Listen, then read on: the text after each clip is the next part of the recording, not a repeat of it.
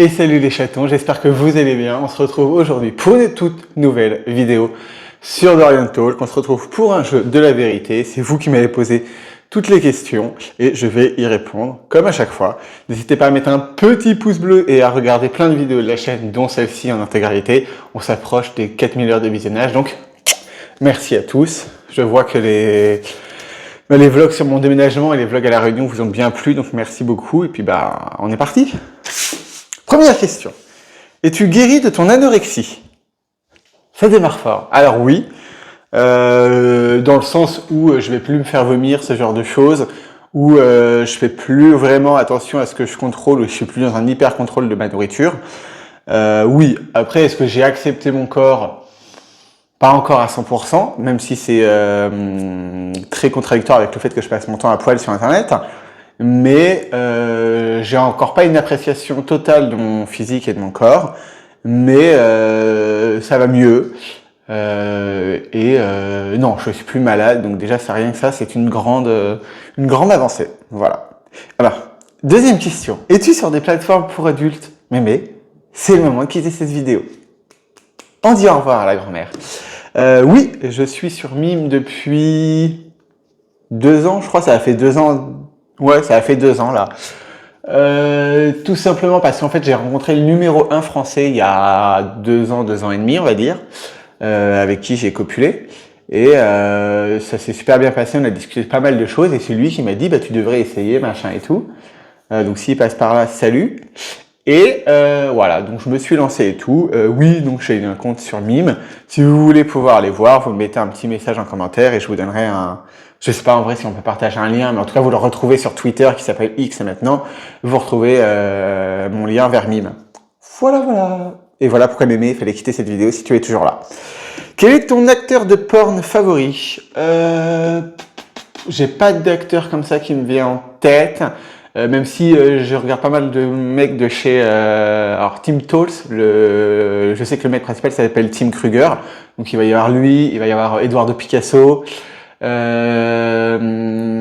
je vais mal prononcer son nom, mais il y a Rocco Seattle, je sais pas comment ça se prononce, mais un brun barbu avec des tatouages et une beuteuse. Voilà. Ça me paraît être pas mal. Eduardo Picasso, pareil, je vais regarder pas mal de trucs aussi. Voilà. Dites-moi un peu vous en commentaire le nom de vos acteurs favoris. Quelle est ta position préférée? Alors, pour tout ce qui est pénétration, clairement debout. Je préfère. Je vais éternuer à un moment.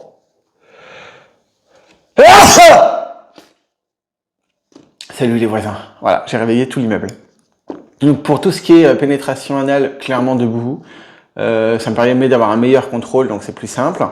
Et après, pour tout ce qui est fellation, généralement le mec assis et moi entre ses jambes, ou alors allongé sur le dos, la tête dans le vide et voilà. Comme ça, tu peux normalement pouvoir en rentrer beaucoup plus dans cette position-là. Donc c'est plus sympa. Quelle est ta principale qualité et ton plus grand défaut? Donc là, on quitte l'univers du cul. Mon plus grand défaut, je suis susceptible, clairement. Je suis hyper émotif. Et j'ai tendance à prendre un peu mal les choses et ne pas avoir de patience. Ça fait beaucoup de défauts pour une seule personne. Mais c'est-à-dire que si ça tourne pas comme je le veux, ça me saoule. Que ce soit professionnellement ou en parlant ou dans ma vie personnelle. Dans les deux cas, voilà. Mais ouais, j'ai pas de patience, je supporte pas la médiocrité. Alors c'est assez ironique de dire ça, alors que j'ai pas un boulot de ouf, que ma chaîne YouTube c'est pas le carton de l'année. Mais c'est plus dans le sens où si tu stagnes dans ta propre médiocrité sans l'envie de t'en sortir, bah ça va vite me saouler. Alors je suis passé par cette période-là, une période où j'étais dépressif et donc pas ouf.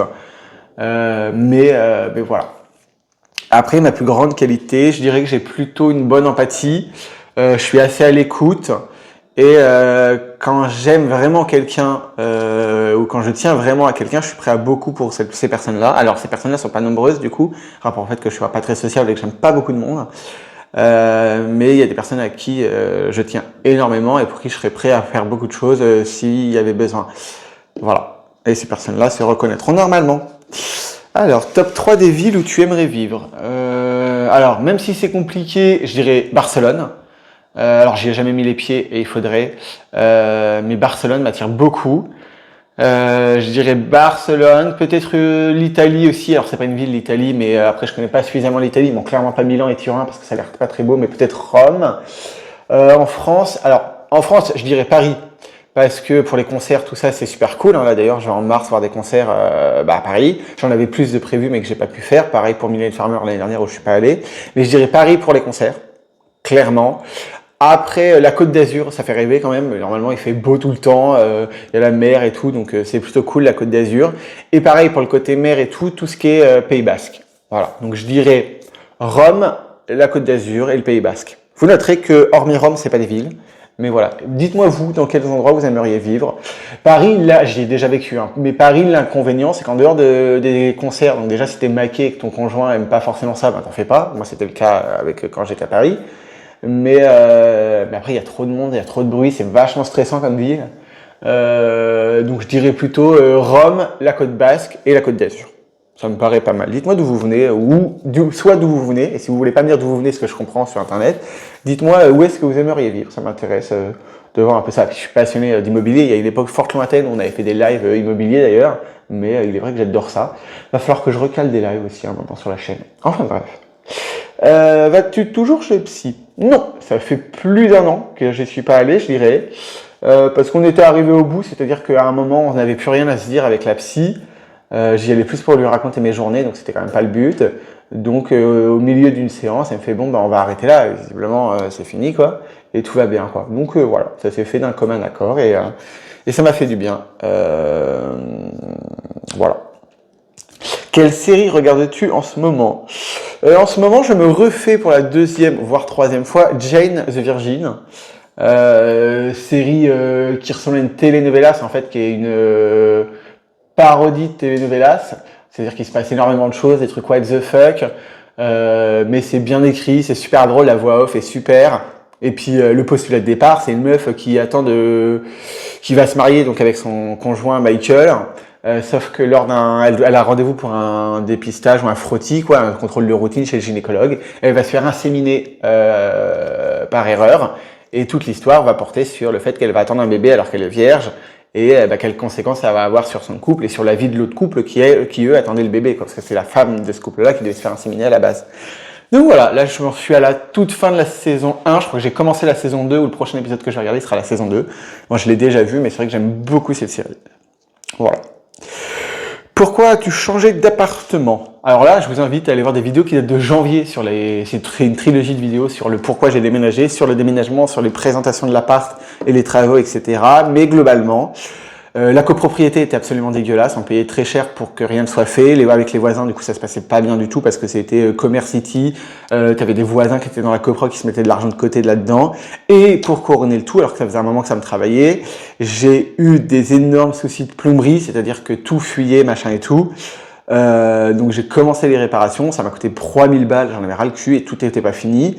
Donc j'ai décidé de mettre en vente parce que c'était plus simple. Et en fait ça me travaillait déjà un peu parce que l'appartement était un peu petit, il y avait 30 mètres carrés sur un 2 pièces.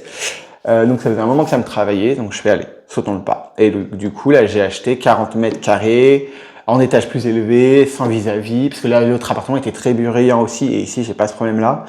Mais voilà, je vous invite à aller voir vraiment ces 3 vidéos qui datent de janvier sur mon appartement, sur les travaux, sur le déménagement, tout ça, et vous aurez tous les détails. C'était une incroyable expérience et là l'appartement est juste parfait, quoi. Je suis super bien dedans. Voilà. As-tu des frères et sœurs? Oui, j'ai un petit frère qui a 2 ans de moins que moi et que vous pouvez voir parce qu'il s'appelle Dimitri on the Road sur YouTube.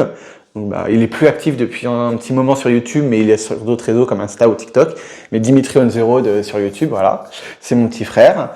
Et j'ai une grande sœur, Flo, qui a 4 ans de plus que moi. Donc quand je parle de mes nièces, je parle de ses enfants à elle. Et voilà, donc on est 3 gosses et moi je me retrouve au milieu. Voilà. Dans quel lieu insolite préfères-tu faire du sexe? Alors là, carrément, préfères-tu à une époque, j'aurais dit salle de sport, même si maintenant je le fais plus. Mais après, bon, c'est toujours drôle. J'ai fait pas mal aussi tout ce qui était chiottes de centres commerciaux. Même si je me suis un peu calmé avec l'âge. Mais voilà. Fais-tu du naturisme? Non. Ouais, alors que le premier point sur l'anorexie, je suis soigné de l'anorexie. Par contre, je n'ai toujours pas une grande acceptation de mon corps, donc il est hors de question pour moi de faire du naturisme. Je vais plus à la plage qu'à une époque. Maintenant, je vais tous les étés à la plage, plusieurs fois dans l'été, tout ça, donc c'est très bien. Mais j'irai pas faire du naturisme, en tout cas tant que j'ai pas quelqu'un avec qui y aller, qui a l'habitude, quoi. As-tu déjà simulé? Oui. Oui. Même si pour un mec c'est plus compliqué qu'une nana, mais les deux, trois fois où tu vas te faire prendre et que c'est pas ouf, bah tu fais oh bon bah voilà, comme ça se finit. Ou quand tu vas pépon un gars et que bah pareil c'est pas ouf, bah voilà, hop, tu fais genre et puis tu le finis lui rapidement pour qu'il se casse. Donc dans ce sens-là, oui. C'est moins évident quand tu te fais pépon et que c'est pas bon parce que bah t'as le démangeage facile. Donc de ce côté-là, c'est plus compliqué en actif de simuler qu'en passif, mais oui, malheureusement, c'est déjà arrivé. On peut pas avoir 100% que de bons coups, évidemment. Et la dernière question, quel est ton site X préféré? Pour la lecture, il y a un site qui s'appelle Cyrilo, j'en avais déjà parlé, et c'est de la littérature X, et c'est très très bien, et je me beaucoup dessus. Sinon après, il y a un site qui s'appelle Gaytag, que je regarde depuis que je suis très jeune, parce que je le regardais, c'est le premier site porno que j'ai consulté, et j'étais pas tout à fait majeur. Donc voilà, un peu soit je lis des nouvelles érotiques porn, soit je regarde des films beaucoup plus classiques. Voilà. Bah écoutez, j'espère que cette petite vidéo vous aura plu. Si vous avez des questions, n'hésitez pas à soit les mettre en commentaire pour une prochaine vidéo, soit à m'envoyer un petit message. J'ai Insta depuis pas longtemps, mais j'ai Insta, pareil, ça s'appelle Dorian Talk depuis pas longtemps, mais en gros sur Insta, sur X, je suis même sur Facebook, le mec est partout, donc vous pouvez pas me rater, je suis évidemment sur TikTok pour des formats plus courts en vidéo. Donc voilà, bah écoutez, n'hésitez pas, je vous fais des bisous, je vous dis à très vite pour une nouvelle vidéo. Ciao!